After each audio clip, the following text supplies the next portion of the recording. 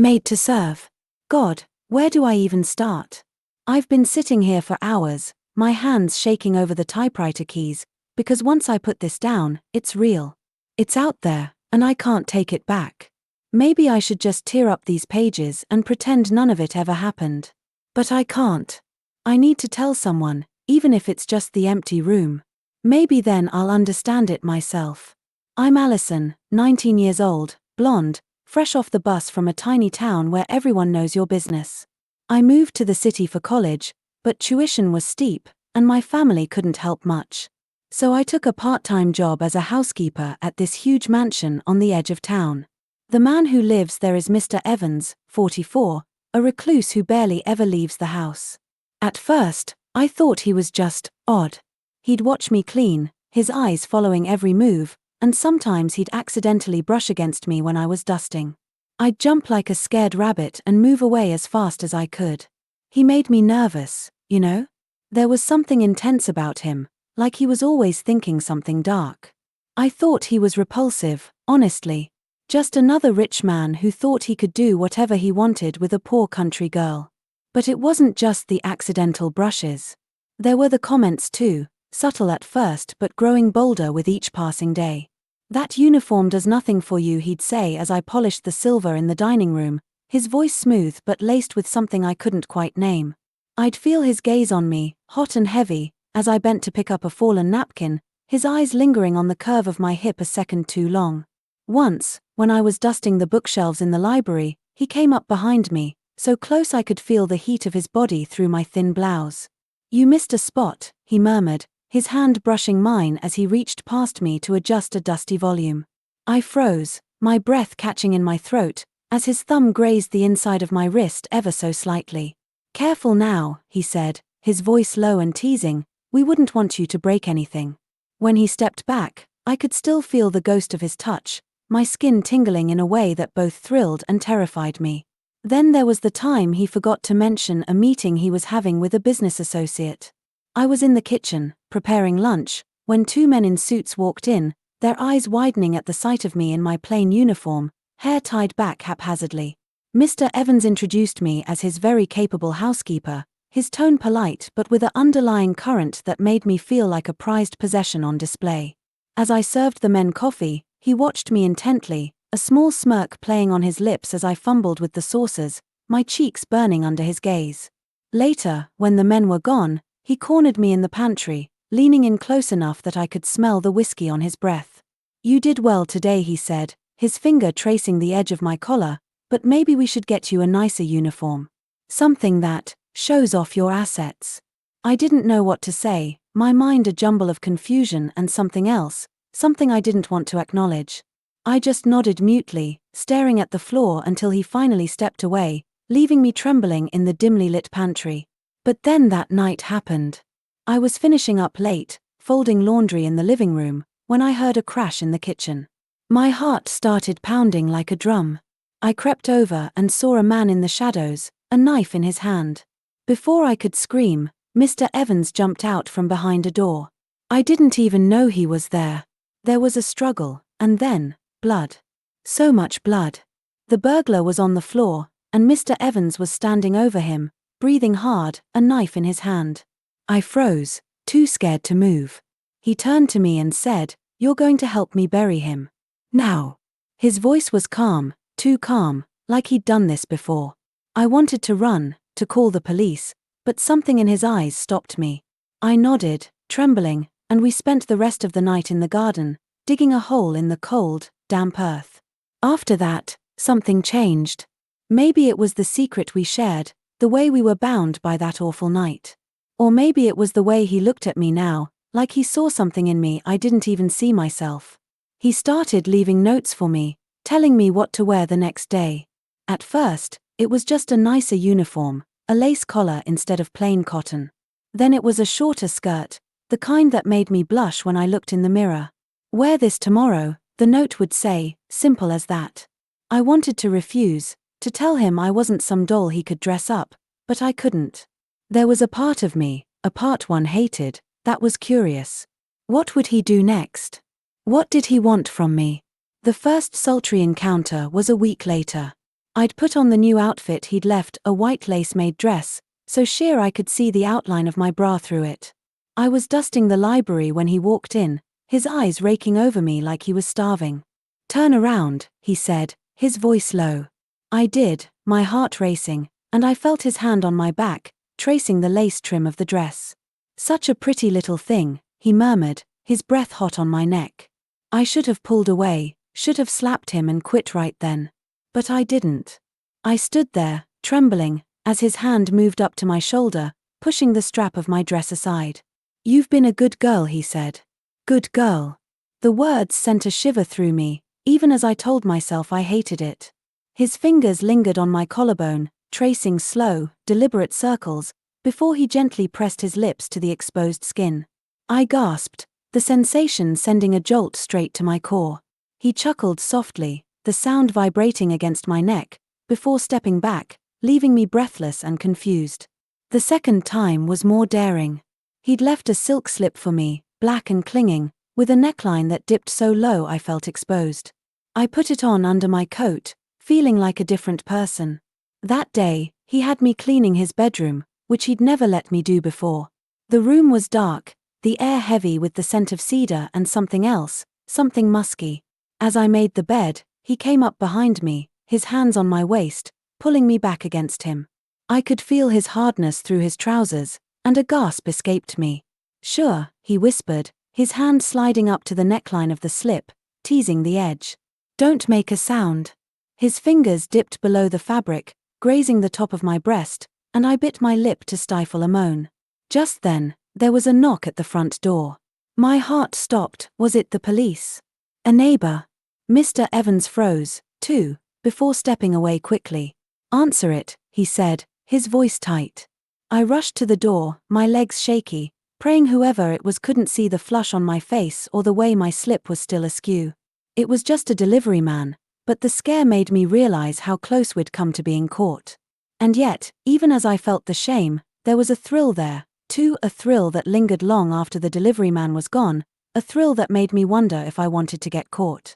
In the days that followed, the notes became more explicit, the outfits more revealing. He started leaving lingerie for me to wear under my uniform, lace panties, stockings with garters, bras that pushed my breasts up so they spilled over the top. Each morning, I'd find a new note slipped under my door, detailing exactly what he wanted me to wear, how he wanted me to style my hair, even how he wanted me to apply my makeup. "Wear the red lipstick today," one note said. "I want to see it stain your lips when you bite them in anticipation." I'd blush furiously as I read them, but I'd always obey, something inside me craving the approval, the attention, the control he seemed to have over me. The third encounter was the most intense yet. He'd told me to meet him in the study after dinner. I went, wearing a new outfit he'd given me, a red satin maid dress, so short it barely covered my thighs, the garters holding up my stockings visible every time I moved. He was sitting in his armchair, a glass of whiskey in his hand. "Come here," he said, motioning me over. I stood in front of him, my knees trembling, as he reached out and ran a finger along the top of my stocking, where the garter held it up. His touch was electric, sending a jolt through me.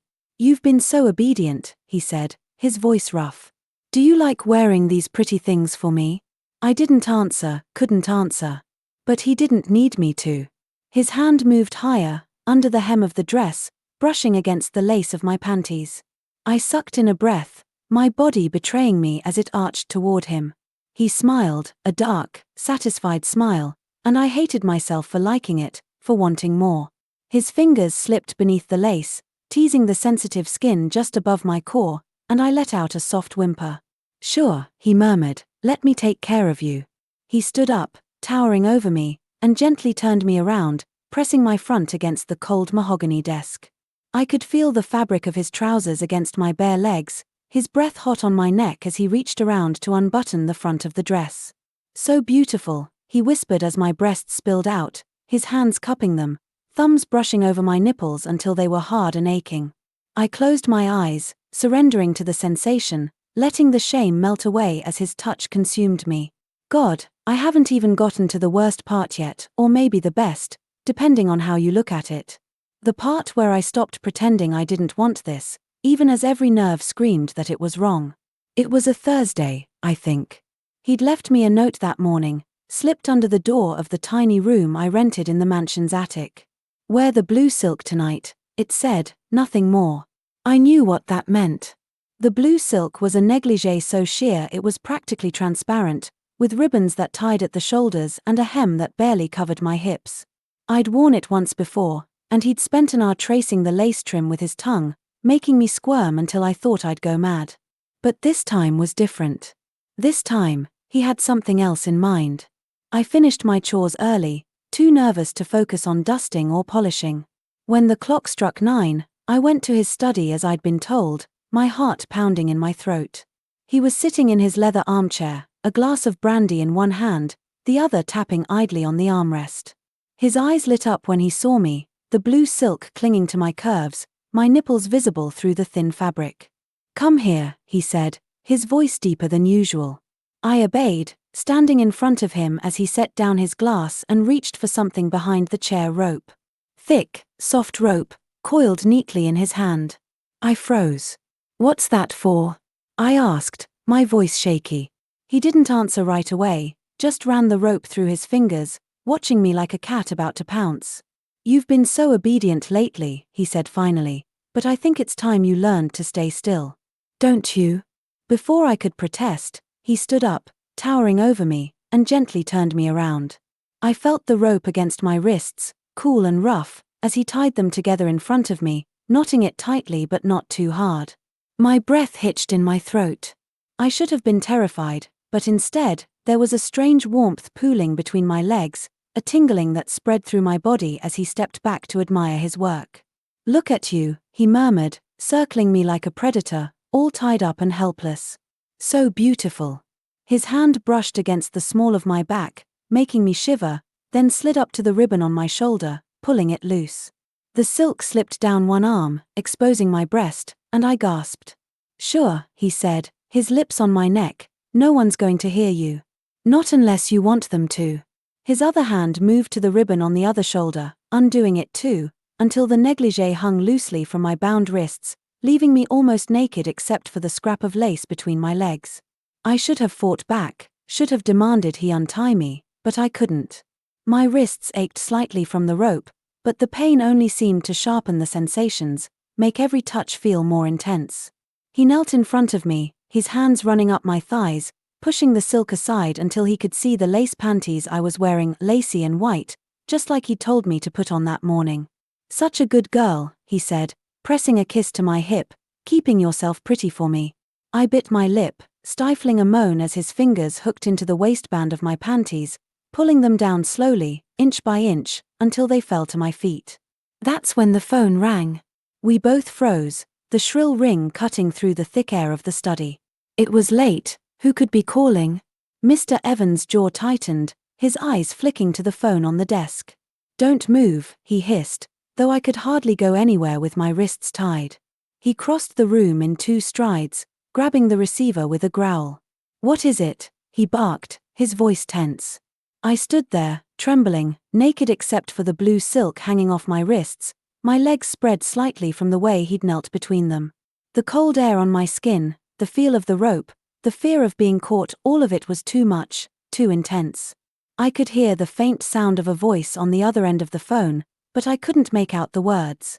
Mr. Evans' posture relaxed slightly, though his eyes stayed locked on me, dark and hungry.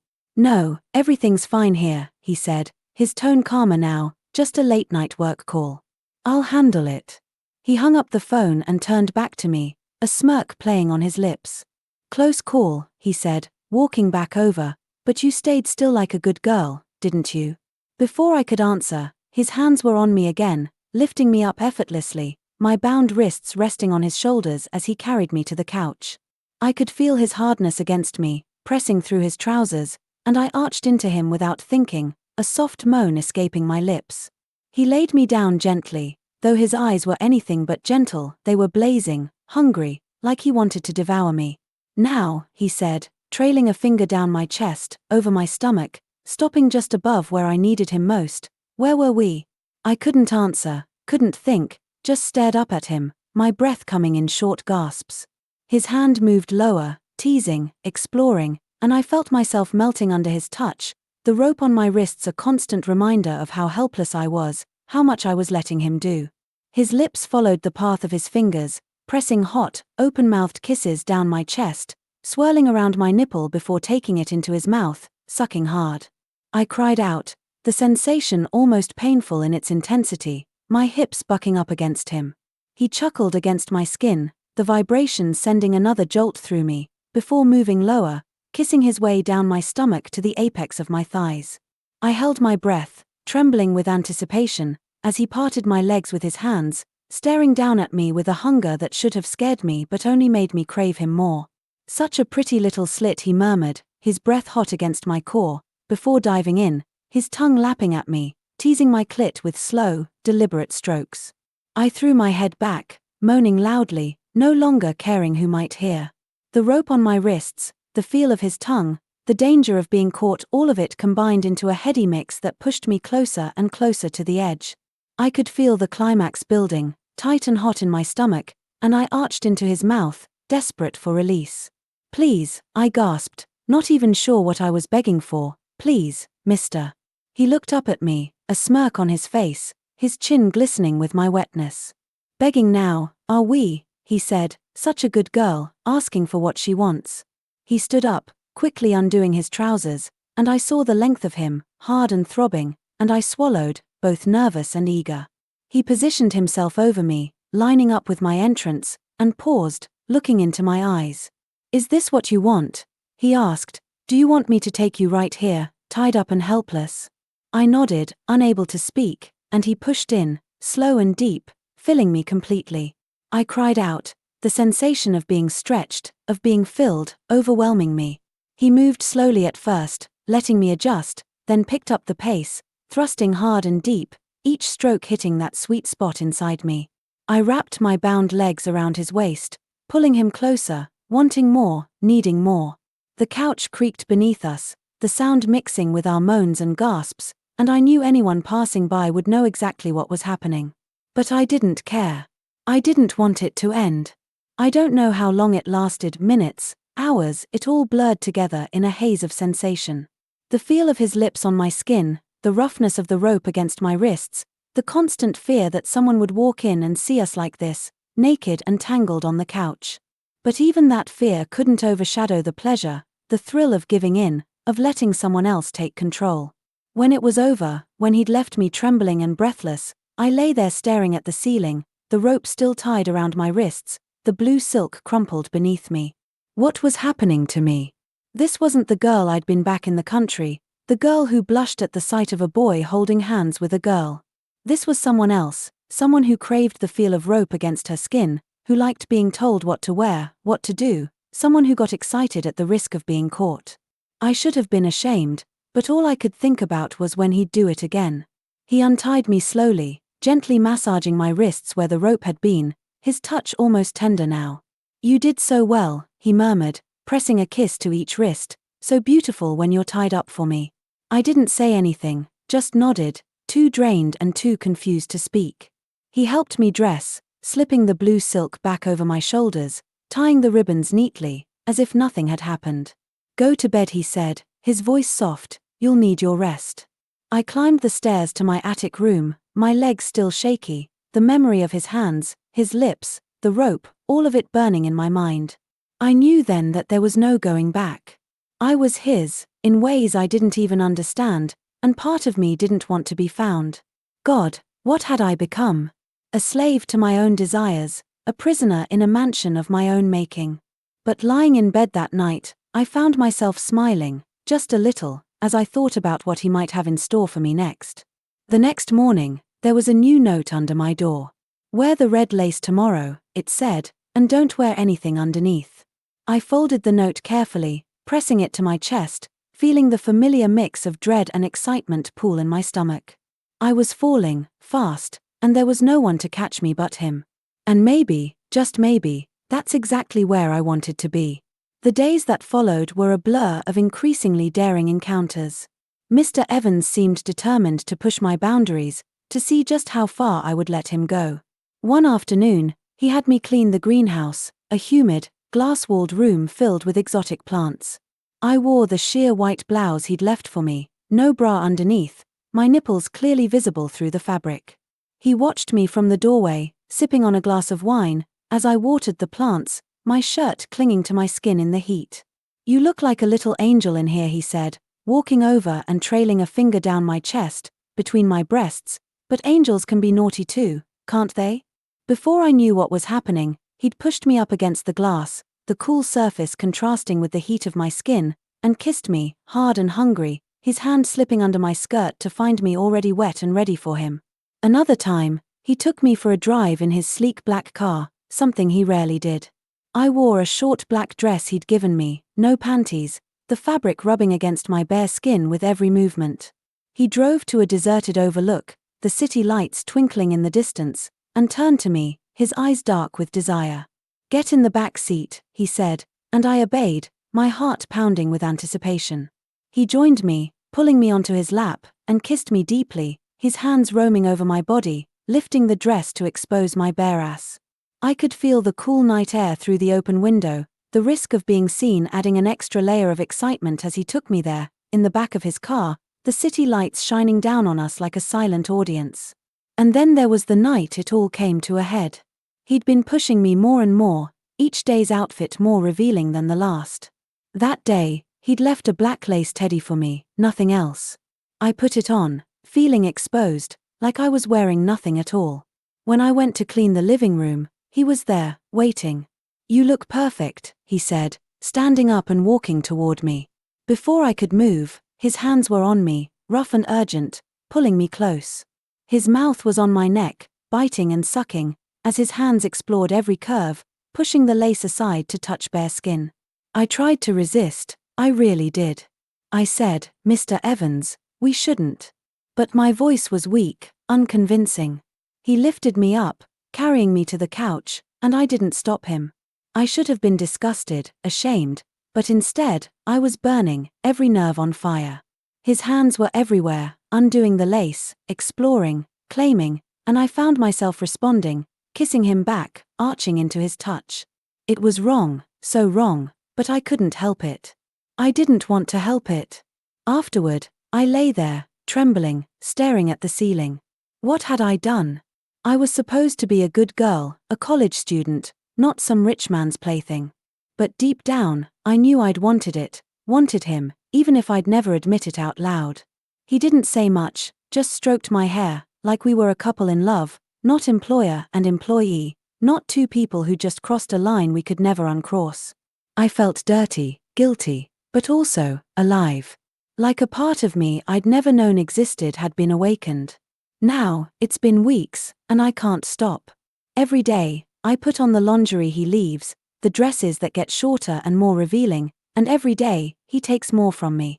I tell myself I'll quit, I'll walk away, but I don't. I can't. There's a part of me that craves it, craves his touch, his dominance, even as the shame eats at me.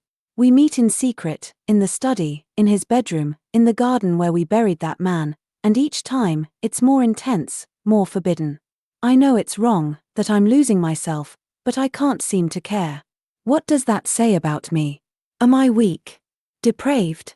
Or is there something in me that's always been this way, just waiting for someone like Mr. Evans to bring it out? I don't know. All I know is that I'm trapped, caught in a web of desire and guilt, and I don't see a way out. Maybe I don't want to. God, that's the worst part. I don't want to escape. I want more, even as I hate myself for it. So there it is, my dirty little secret. I'm a submissive country girl who fell for her rich, reclusive employer, and I can't bring myself to end it. I know I'll regret this someday, that this will ruin me, but for now, I'm willing to take the risk. Maybe that makes me a fool, but at least I'm an honest one.